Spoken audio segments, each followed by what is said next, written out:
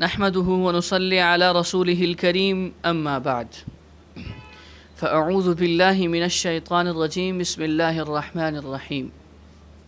سامعین مکرم، آج میں اس ایسے موضوع کے ساتھ آپ حضرات کے سامنے حاضر ہوا ہوں۔ آج ہمارے اندر سب سے بڑا مسئلہ اور سب سے بڑی پریشانی یہی ہے کہ ہم دعائیں کرتے ہیں، ہماری دعائیں قبول نہیں ہوتی۔ قبول نہیں ہونے کا مطلب کیا ہے کہ ہم جو مراد اللہ رب العزت سے مانگتے ہیں وہ دعا ہماری قبول اس طریقے سے نہیں ہوتی کہ جو کام ہم اللہ رب العزت سے کروانا چاہتے ہیں وہ ہمارا پورا نہیں ہوتا۔ سامعین مکرم، دعا جیسے آتا ہے کہ الدعاء مخ العبادہ، دعا عبادت کا مغز ہے۔ کسی بھی چیز کا مغز اس چیز کے اندر سب سے اہم ہوتا ہے، تو فرمایا کہ الدعاء مخ العبادہ، دعا عبادت کا مغز ہے۔ دعا کو اگر اس کے آداب کے مطابق، دعا کو اگر صحیح معنوں میں اس کے آداب کے مطابق مانگا جائے تو وہ یقیناً اللہ کے ہاں قبول ہوتی ہے۔ روایات میں آتا ہے کہ اللہ رب العزت دعا یا تو فوراً قبول کر لیتے ہیں کہ جو دعا مانگی وہ فوراً قبول ہو گئی، لیکن اگر وہ دعا قبول نہیں ہوتی تو اللہ رب العزت اس دعا کی برکت سے اس کے اوپر آنے والی مصیبت اور پریشانی کو ٹال دیتے ہیں۔ لیکن اگر مصیبت اور پریشانی بھی نہیں ٹلتی تو تیسری چیز اللہ رب العزت اس دعا کو اپنے ہاں محفوظ کر لیتے ہیں۔ قیامت کے دن جب یہ بندہ اللہ کے سامنے حاضر ہوگا اور اس کے گناہوں کا پلڑا زمین پر ہوگا اور نیکیوں کا پلڑا ہوا میں ہوگا، تو یہ بندہ پریشان ہوگا کہ میرے لیے تو جہنم کا فیصلہ ہونے والا ہے۔ اللہ رب العزت فرشتوں کو حکم دیں گے اور اس کی نیکیوں کے پلڑے میں کچھ پرچیاں ڈالی جائیں گی کہ جس کی وجہ سے اس کی نیکیوں کا پلڑا جو ہے زمین پر ہوگا اور گناہوں کا پلڑا آسمان میں ہوگا۔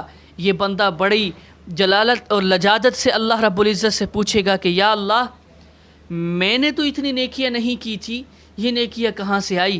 تو اللہ رب العزت فرمائیں گے کہ میرے بندے، جو تو دنیا میں دعائیں کیا کرتا تھا اور وہ دعائیں تیری قبول نہیں ہوتی تھی، میں اس کو محفوظ کرتا رہا اور آج یہی دعائیں میں نے تیری نیکیوں کے پلڑے میں ڈالی ہیں اور اللہ رب العزت اس کے لیے جنت کا فیصلہ فرما دیں گے۔ تو میرے محترم سامعین، علامہ جزری نے اپنی کتاب حسن حسین میں دعا کے بہت سے آداب جو مختلف احادیث میں وارد ہوئے ہیں ان کو ذکر کیا ہے۔ ان میں سے چند آداب یہ ہیں۔ سب سے پہلے تو انسان باوضو ہو، دعا مانگتے وقت باوضو ہو۔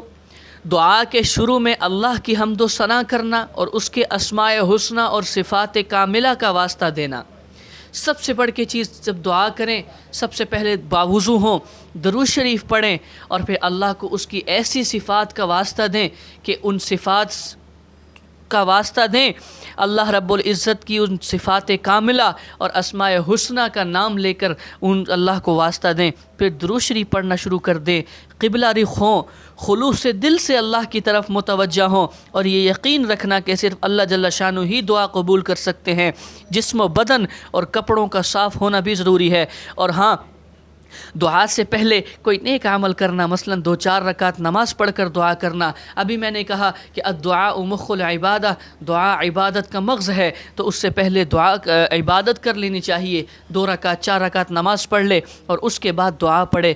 دعا کے لیے 2 زانوں ہو کر بیٹھنا اور دعا دونوں ہاتھ اٹھا کر دعا کرنا، ہاتھ کھلے ہوئے ہوں، خشوع و خضوع کے ساتھ باادب ہو کر دعا کرنا۔ ہمارے جسم سے ادب ظاہر ہو اور سراپا دعا اور طالب بن جانا۔ دعا کرتے وقت عاجزی اور تذلل ظاہر کرنا۔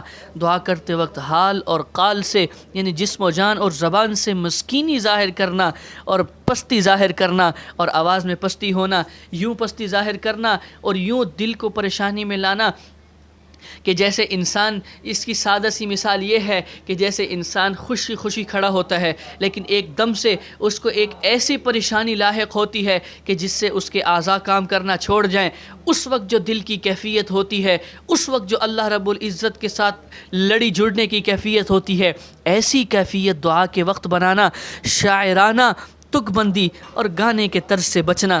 ایسے وقت میں جب ہم اللہ سے دعا کریں گے اور ان آداب کے ساتھ جب ہم اللہ سے دعا کریں گے تو یقین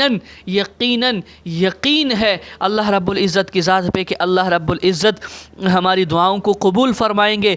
حضرات انبیاء کرام، اولیاء اعظام، صالحین کرام کے وسیلے سے دعا کرنا، اپنے گناہوں کا اقرار کرنا، خوب رغبت اور امید و مضبوطی کے ساتھ جم کر اس یقین کے ساتھ دعا کرنا کہ دعا ضرور قبول ہوگی۔ میرے محترم سامعین، کسی امر محال کی دعا نہ کرنا۔ جب کسی کے لیے دعا کرے تو پہلے اپنے لیے دعا کرنا، پھر دوسرے کے لیے کرنا۔ ایسی دعا کو اختیار کرنا کہ جس کے الفاظ کم ہوں لیکن الفاظ کا معنوی عموم زیادہ ہو، یعنی ایک دو لفظ میں، چند الفاظ میں دنیا اور آخرت کی بہت سی حاجتوں کا سوال ہو۔ قرآن حدیث میں جو دعائیں آئی ہیں ان کے ذریعے دعا کرنا۔ امام ہو تو صرف اپنے لیے دعا نہ کرے بلکہ مقتدیوں کو بھی دعا میں شریک کرے۔ میرے محترم سامعین، اس پہ میں ایک چھوٹا سا واقعہ آپ حضرات کو سنا دیتا ہوں۔ دعا کی قبولیت کہ دعا کے مانگنے کے کتنے طرق ہیں۔ ایک آدمی بیت اللہ کے اندر دعا مانگ رہا تھا اور ہمارے ایک بزرگ ہیں، انہوں نے یہ واقعہ لکھا ہے۔